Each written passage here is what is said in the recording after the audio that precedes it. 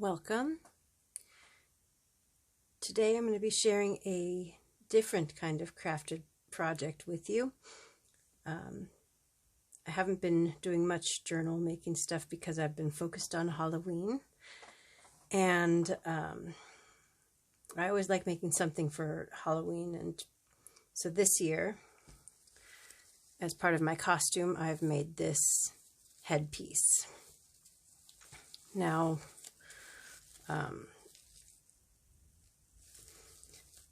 the leftovers of this project is a nice Morticia Adams style bouquet with all the flower heads trimmed off, but these are what I started with. Fake flowers. A couple of them had multi-flower bouquets, and a couple of them were just single flowers. And I got a headband, and I lucked out that this headband had fabric on it, and it made my life so much easier. But with just a regular plastic headband, I would have had to use super glue and maybe wire. But this one, initially I was going to sew and then use a hot glue gun to secure everything. But I had the idea of using safety pins instead. That way I could shift things around if they didn't look good. And the safety pins ended up being a little trickier than I thought. So rather than detach them or do anything else, I just left them as is. That means I can still modify this headband. If I were going to sell it or give it to someone, I would definitely secure all of these either by taking off the safety pins and sewing, or just going through and dotting hot glue over the safety pins and attaching everything a little bit better. But for now I like it. It's a little, some pieces are a little bit loose, so I can shift them. I can wear it either way. And it's beautiful. And it can go either for a Day of the Dead type sugar skull costume, or like a fairy, princessy, goddess spirit kind of a costume. Anyway, so this has been my most recent crafting project, and it's beautiful. I love it. I'm proud of it. And honestly, once I detached the flowers from the stems, it took me about a half an hour to put together. And now for the next headpiece. Voila! This was from a few years ago. I did a Medusa costume.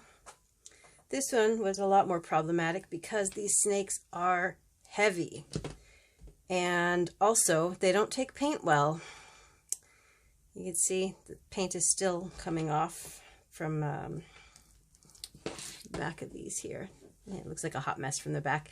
This is definitely one that looks good from the kind of the front only, and you need some fluffy hair to cover all this glue. I actually did recently discover black hot glue gun sticks, so that probably would have been a much better idea to use, but it's this flimsy headband, and these snakes I painted with spray paint, and apparently rubber and spray paint are not friends.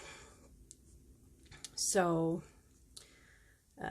but at least on the outside here, this part is dry. The back side, I think that might have been acrylic paint that I painted on as a base.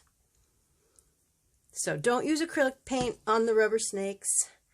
And if you use spray paint, this was sticky for months, so I'd say maybe like spray them months ahead of time. This one I never ended up attaching, but it is more, see, these ones are kind of stiff. If I were to try and reuse this or pass it forward or sell it, I would probably try and cover some of this hot glue stuff with this snake, kind of wrap it around and attach it with either my black hot glue or super glue. But anyways, these are just a couple of headbands. This one honestly did take me quite a while to do, and it is not staying secure really anymore. But it was from a couple of years ago, and I wore it to a party where I danced all night, so it's secure. And what I did initially was I used floral wire to wrap around the snakes and attach them to the headpiece and to each other in places.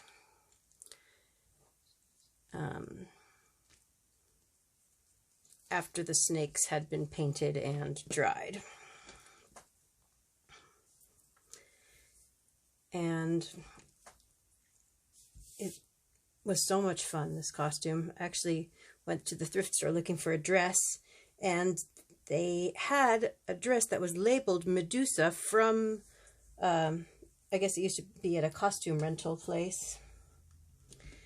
Anyways, I'm making a big mess of myself, so I probably should get cleaned up, but I'm hoping this inspires some ideas for crafting. Headpieces are surprisingly comfortable and stable.